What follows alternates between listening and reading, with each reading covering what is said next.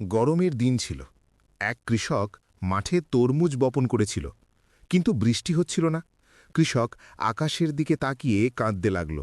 ঠিক তখনই এক সাদা কবুতর উড়ে এসে তার সামনে নামল এবং বলল, তুমি চাইলে আমি মেঘ ডেকে আনতে পারি, কিন্তু বদলে আমাকে কিছু লাগবে।